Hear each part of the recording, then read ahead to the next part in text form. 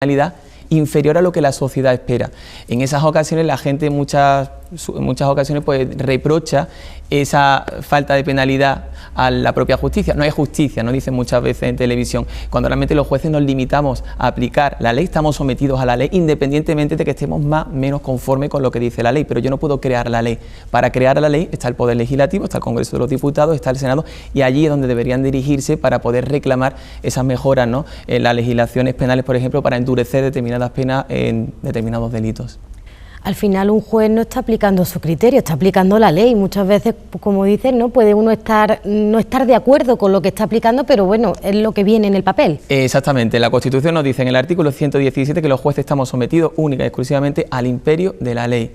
La ley es la que es, nosotros tenemos que aplicarla. ¿Qué sucede? Que en muchas ocasiones pues las leyes son más abiertas, son más flexibles y permiten un margen de interpretación por parte del juez para poder adaptarla al caso concreto, pero por ejemplo en materia penal, que es la que suele generar mayor polémica y mayor sensacionalismo en este sentido entre la sociedad, pues son leyes muy cerradas, que nosotros en este sentido, si se da el supuesto de hecho, la consecuencia jurídica es la pena que marca la ley dentro del margen que también especifica el propio tipo penal, con lo cual en ese sentido sí que estamos cogidos más de pies y manos. Y los medios de comunicación, que cada vez más muchas veces pues dice uno, se meten mucho, se meten poco, hay que hacer justicia social a través de un medio de comunicación, es mejor dejar a los jueces actuar, porque en determinados procesos se conocen datos que se supone que no deberíamos de conocer. ¿Qué podemos hacer en relación a eso? Bueno, es el tema de los juicios paralelos, ¿no? Lógicamente, cuando se cometen determinados delitos que tienen una repercusión social importante, pues evidentemente los medios de comunicación, como formadores de la opinión pública que son fundamentales, porque nuestra sociedad tiene que estar informada, tiene que conocer qué está acaeciendo. Ahora bien, entiendo yo que la información tiene que ser aséptica y objetiva y que debe de fluir y dejar funcionar con objetividad a la propia justicia. Una cosa es la justicia que se plasma en los medios de comunicación, que dan un punto de vista. Muchas veces sí que es verdad que se pueden producir filtraciones, pero ten en cuenta que en cualquier instrucción penal intervienen numerosos agentes, con lo cual las filtraciones ahí es posible que se puedan producir y son muy difíciles de controlar. Aún así, desde la Administración de Justicia somos bastante recelosos y bastante cautelosos a la hora de llevar a cabo cualquier instrucción y poder facilitar cualquier información. Nosotros tenemos un gabinete de prensa que depende del Tribunal Superior de Justicia y a través de él nosotros pues vamos dando la información que se puede dar para no ralentizar y para no obstaculizar a la instrucción que se esté llevando a cabo. Pero evidentemente los juicios paralelos tienen que ser muy cuidadosos a la hora de dar la información, porque en muchas ocasiones se pueden producir situaciones que afectan a investigados que finalmente pueden resultar que no son responsables criminalmente, y ese daño que se le ha hecho a esa persona, a ese honor y a esa dignidad o a su familia, ¿cómo se va a poder compensar, ¿no? Entonces hay que tener mucho cuidado con respetar los tiempos de la Administración de Justicia y finalmente se podrá depurar y se podrá ver si existe o no responsabilidad en el caso concreto. Es también un ejercicio de ética profesional por parte de los que nos dedicamos al periodismo, el hacer ese tipo de análisis y ver la repercusión, ¿no?, de lo que uno escribe o lo que uno dice por televisión o por radio, hasta dónde llega. Exactamente, la deontología profesional, que yo creo que es fundamental, tener unos límites y hasta aquí puedo informar, y de aquí en adelante pues vamos a esperar a que la propia Administración de Justicia, el propio juzgado de instrucción que vaya llevando a cabo la investigación, vaya facilitando información y después se va esclareciendo todo. No es lo mismo que hay un secreto de las actuaciones que sea una instrucción abierta. Si una instrucción abierta, pues evidentemente se puede tener mayor información si se facilita por parte de las partes que están personadas. Si hay secreto de las actuaciones, pues en ese caso todo es muy aséptico y no se facilita información prácticamente a nadie, porque es lo mejor para la depuración de la responsabilidad y para poder esclarecer de una manera muchísimo más objetiva tanto la comisión del hecho delictivo como las personas que presumiblemente lo han podido llegar a cometer. Pues si te parece, Esteban, nos vamos a dirigir desde este Círculo Lucentino, a los que agradecemos que nos hayan prestado sus instalaciones, porque además es un sitio en el que habitualmente pues te gusta estar, por eso estoy muy cómodo, suelo almorzar aquí prácticamente todos los días. Además, en este Salón de los Espejos he estado en varias recepciones del Colegio de Abogados y de la Fiesta de la Cerita, la verdad que me traen muy buenos recuerdos. De ahí tu elección a empezar esta entrevista aquí, y vamos a visitar los juzgados de Lucena, que es donde pasa pues la mayor parte de tu tiempo. Pues sí, pues allí seréis bienvenidos, nos vamos para allá.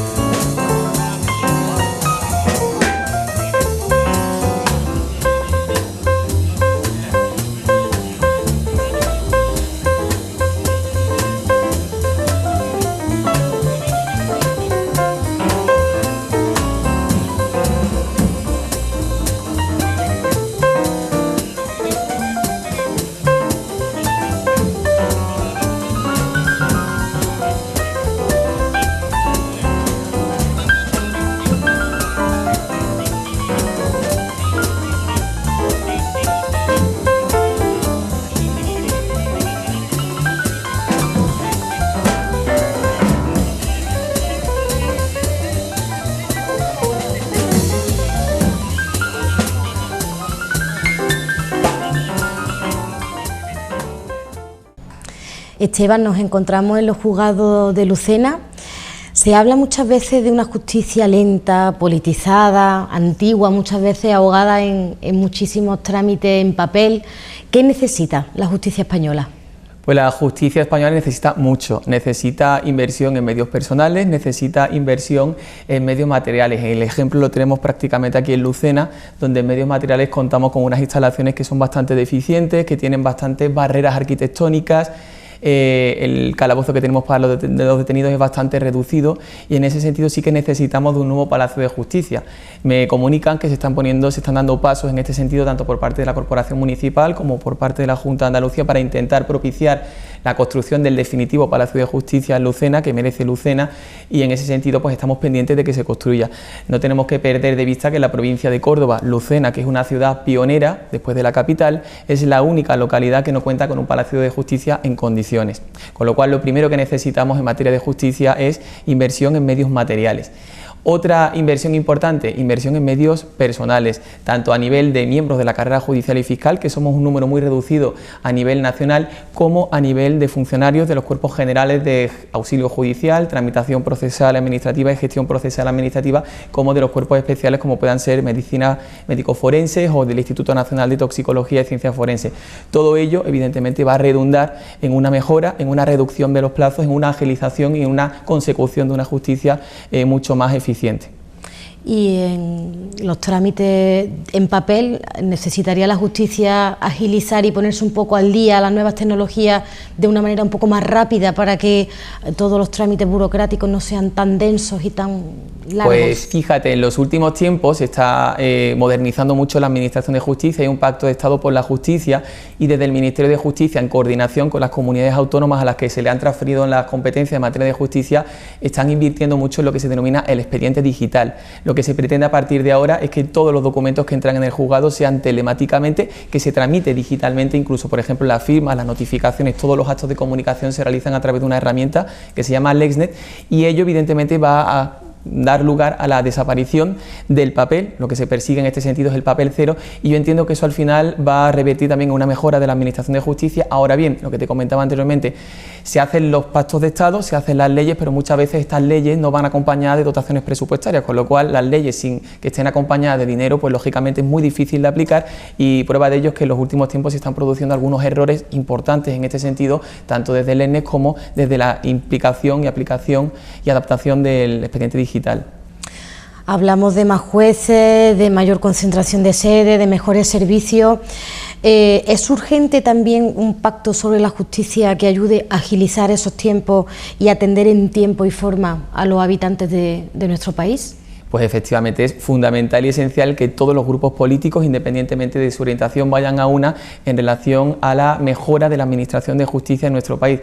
¿Qué sucede? Que la Administración de Justicia, por desgracia, es un contrapoder que controla al resto de los poderes y además es una administración que no genera ingresos, como pueda ser la Administración de Hacienda para el Estado, con lo cual es una administración que la denominamos la cenicienta de las administraciones porque prácticamente son pocas las inversiones que se realizan por parte de los grupos políticos, muchísimas voluntades, pero finalmente nada se plasma en la realidad que redunde en una mejora, en una mayor eficacia y eficiencia de la justicia que tenemos en nuestro país.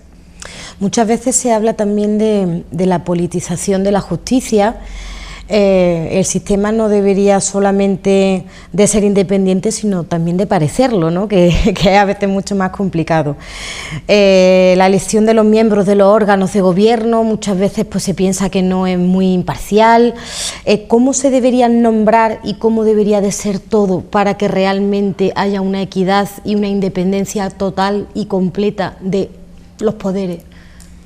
Pues lo que te comentaba anteriormente, la propia Constitución, ya que es del año 1978, si nos vamos al título sexto, que es el título relativo al Poder Judicial, en su primer artículo, que es el artículo 117, nos dice que la justicia se administra en nombre del pueblo, emana del pueblo, y se administra en nombre del rey por jueces y magistrados que son independientes, imparciales responsables y sometidos única y exclusivamente al imperio de la ley. Ya en esos 4 calificativos nos dan las notas de las características, de los adjetivos, de las cualidades que deben acompañar a cualquier juez. Desde esa independencia y desde esa imparcialidad, lógicamente, lo que se trata es de que no se produzca una politización de la justicia.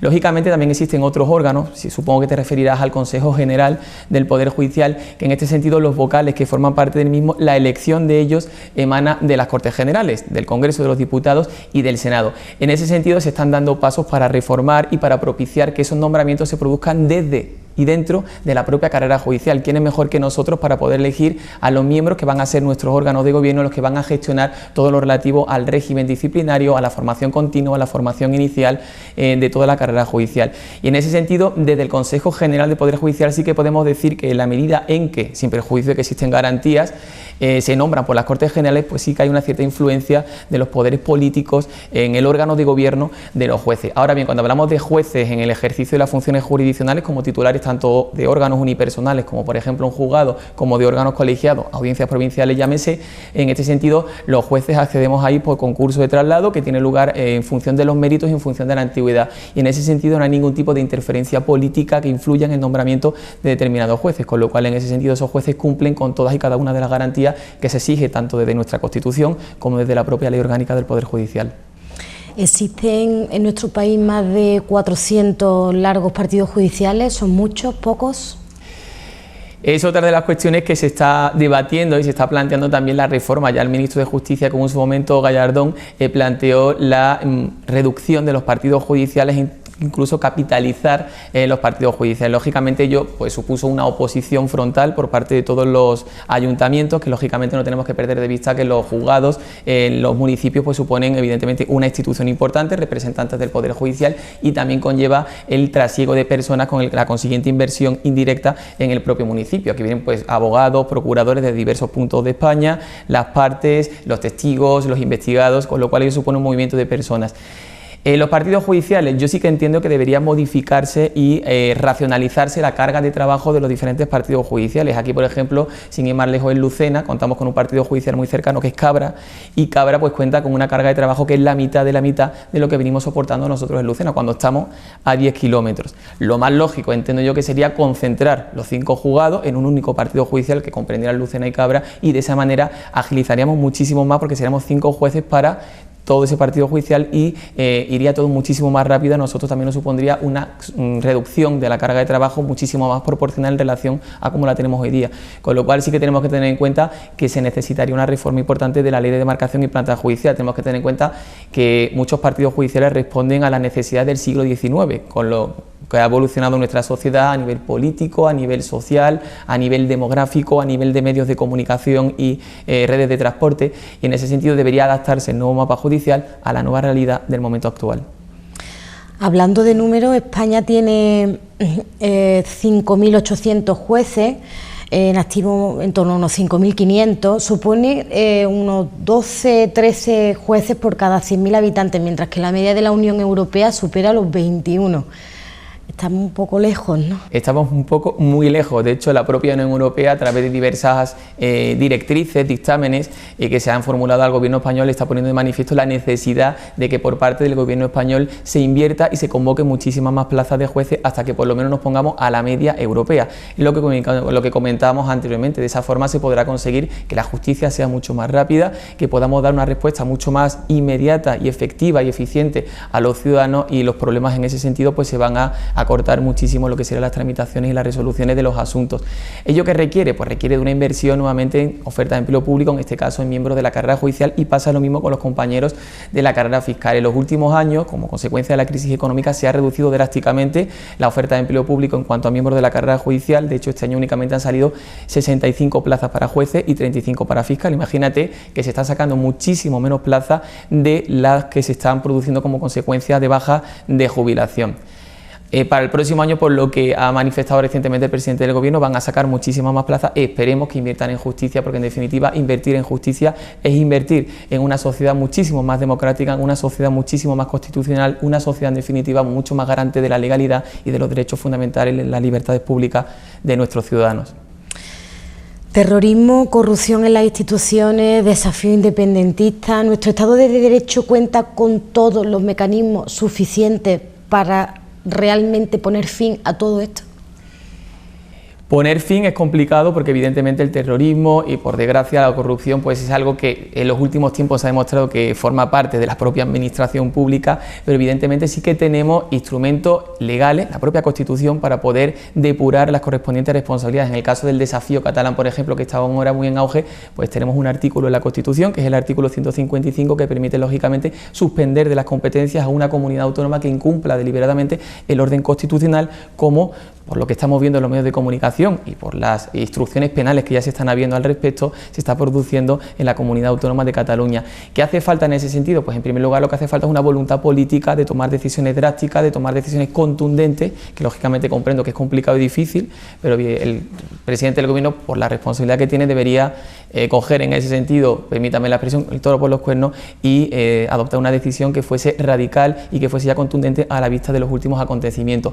En cuanto al terrorismo, pues entiendo también que existen en nuestro Código Penal tipos penales que se han agravado muchísimo en cuanto a los delitos de terrorismo. De hecho, se está aplicando ya la reciente pena de prisión permanente revisable, e incluso este tipo de delitos de terrorismo son imprescriptibles, es decir, se pueden investigar y se pueden abrir diligencias penales en cualquier tiempo y lugar, independientemente del transcurso del tiempo que haya sucedido desde que se produjo el hecho delictivo.